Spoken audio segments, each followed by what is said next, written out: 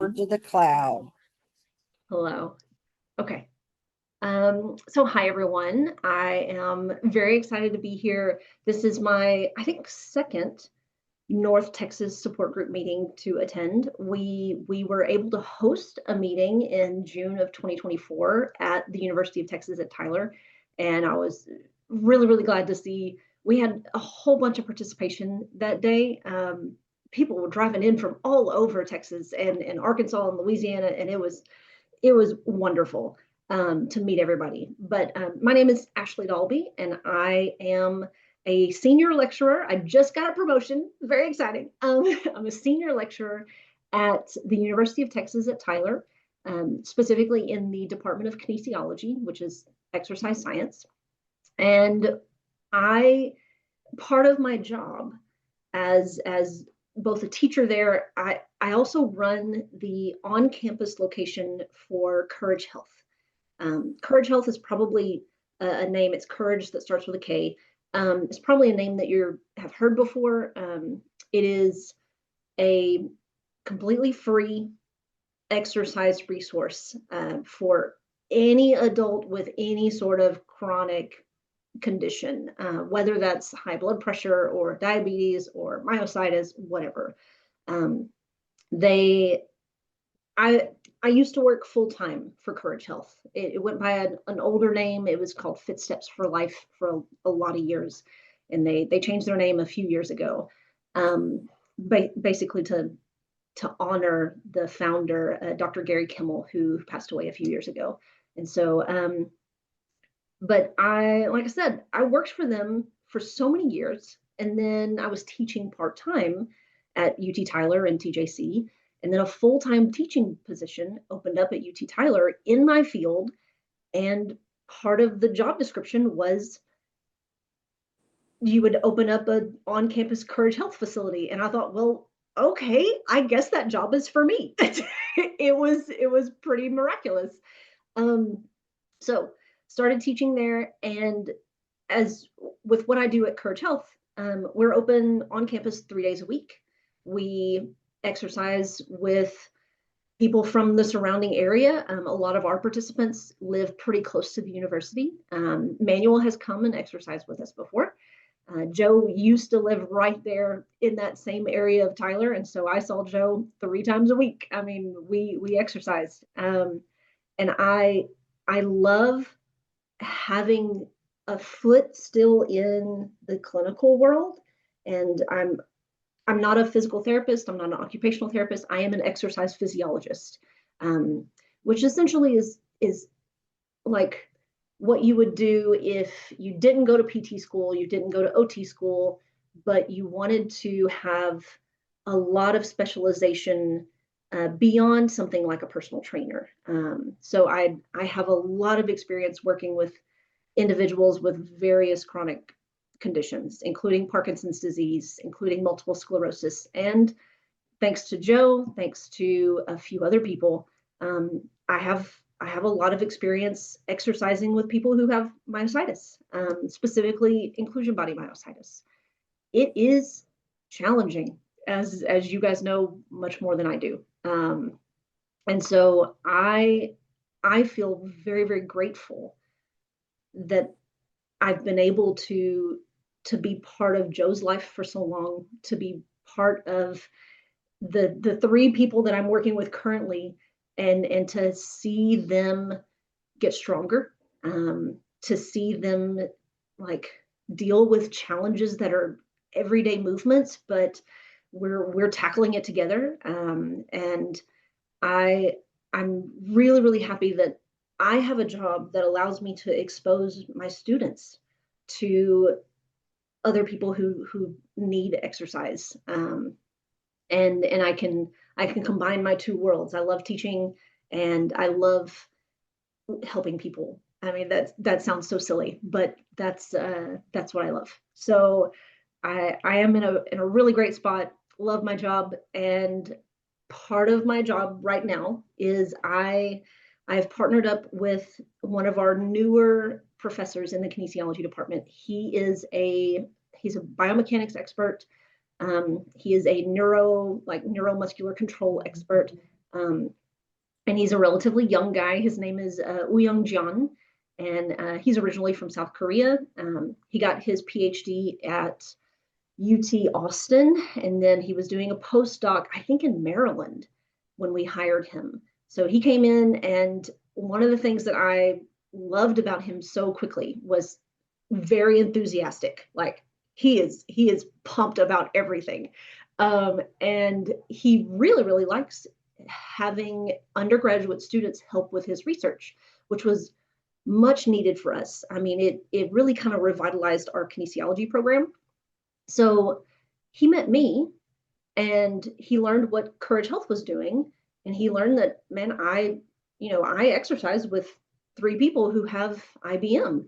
And of course, he had no idea what IBM was, and he said, well, tell me more about it. What is it? What kind of challenges do they go through? It turns out his background, one of the things he did for his PhD was working on like stand to sit, and the challenges that are involved with standing to sitting and controlling that descending movement. He also did some work with sit to stand, and so it really fit into kind of an everyday challenge that people with IBM experience. Getting up out of a chair and then sitting back down in a chair in a controlled way.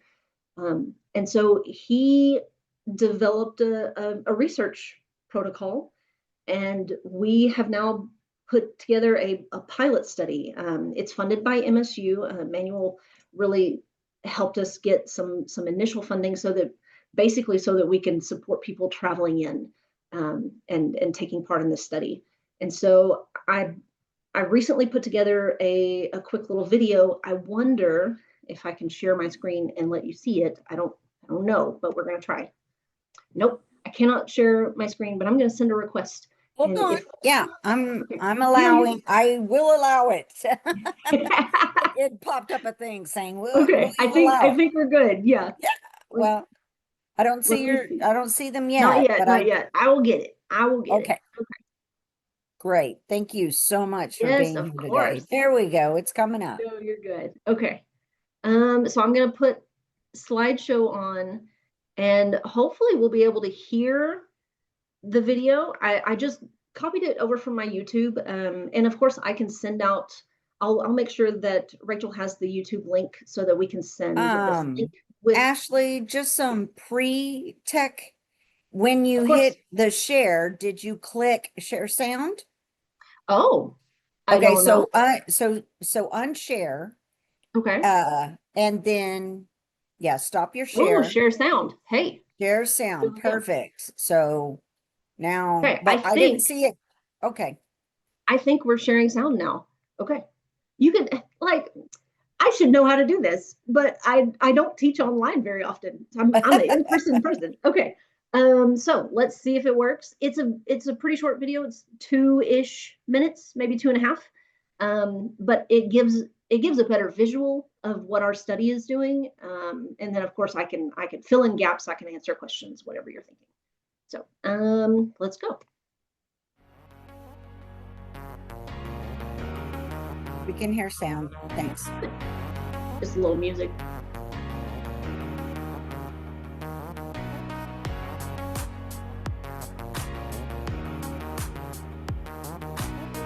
The guy sitting down is Dr. John.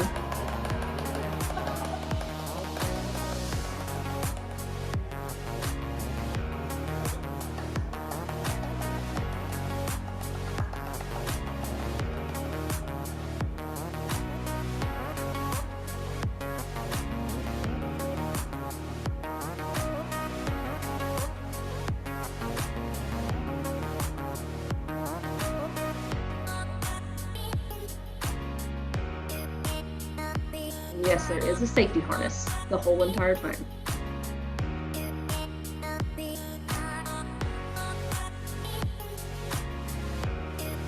And really, you are walking just that small path for most of the study.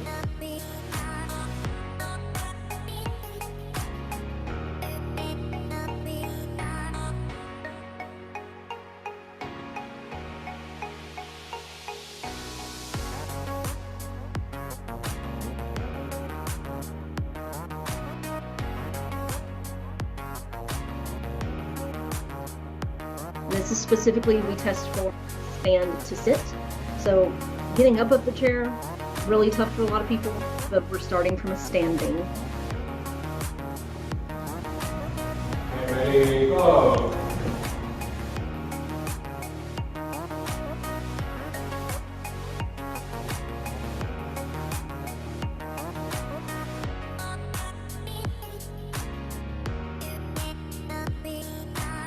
So that's full data collection. The balance test at the beginning is led by me. It is very quick.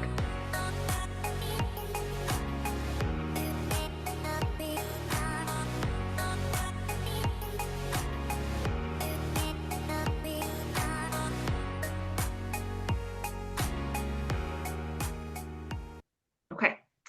And so, like, again, I will send that link. You can watch that video as many times as you want to. Joe cracks me up because Joe has, I'm going to stop share for just a second.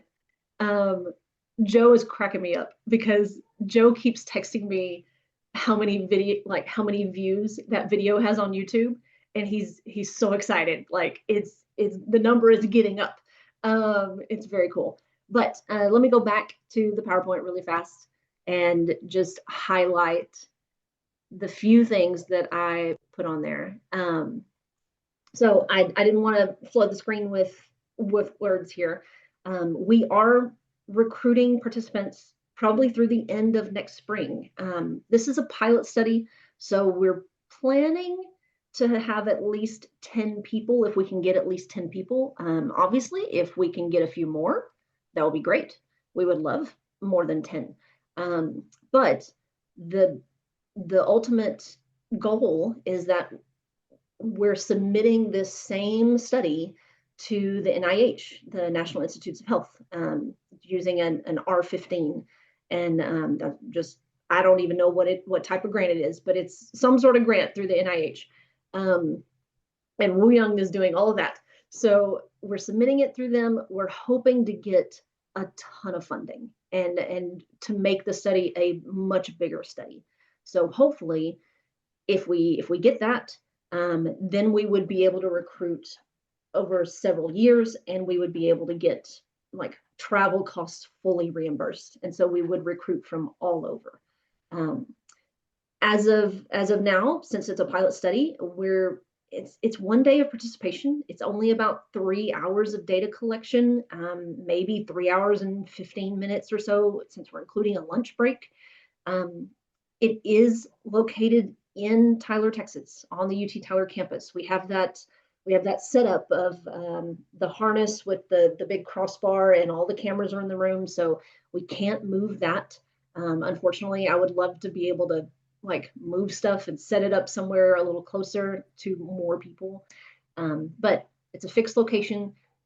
So we know that traveling to Tyler is a little bit of a distance. We're able to provide some, obviously, compensation for your time.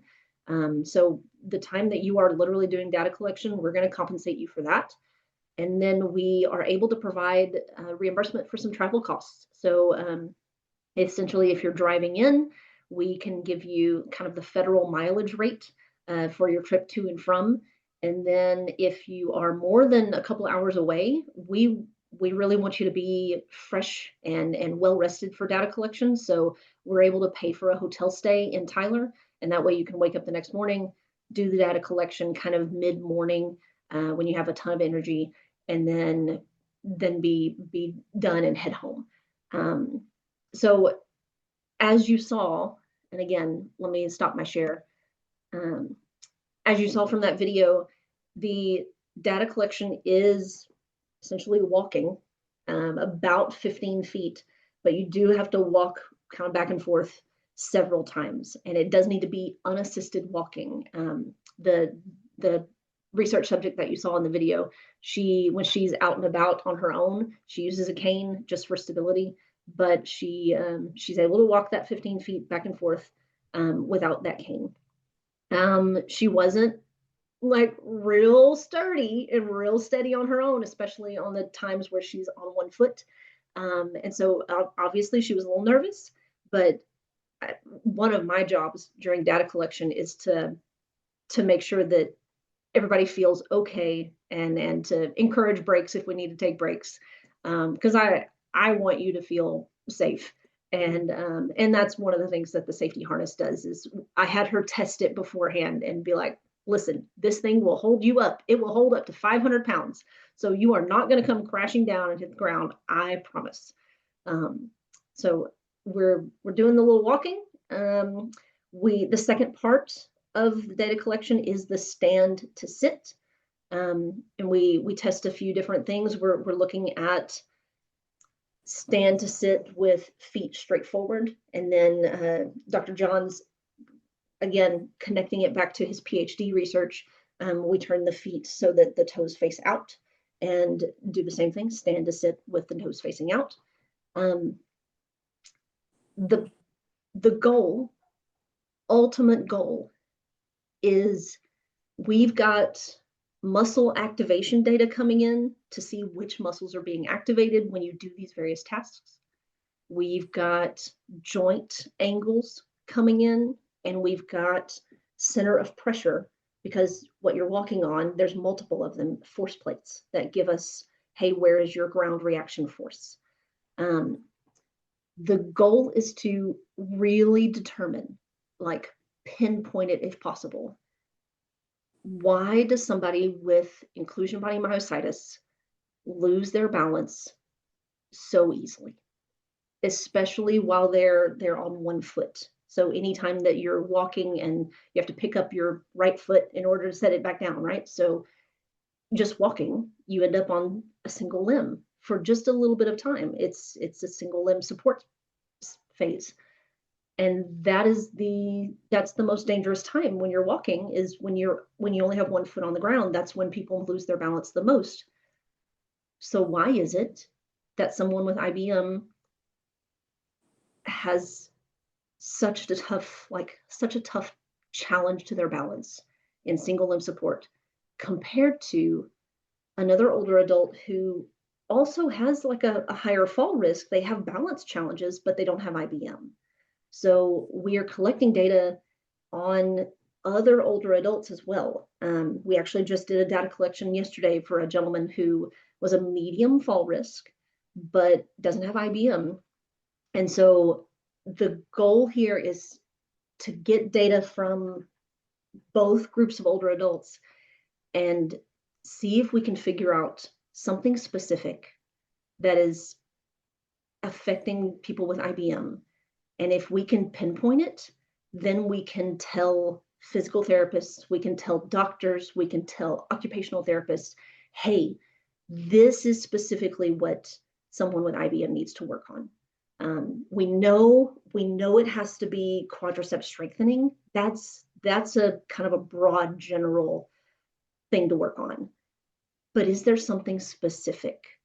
And if we can pinpoint something, then maybe it can make a difference. And that's the thought. I am so grateful that Dr. John, my research partner, is really enthused about this. He is pretty passionate about it. And it's really great to have someone who has come into the myositis world with very fresh eyes and doesn't know anything about it, and feels really strongly that he can make a difference. So we're hoping that's the goal. Thank you so much. That is, I probably went for very long, but please no. tell me what questions you have. What can I answer? Well, I'm going to stop the recording before we move on to questions, but thank you so much for sharing this information and all the work you do. Of course.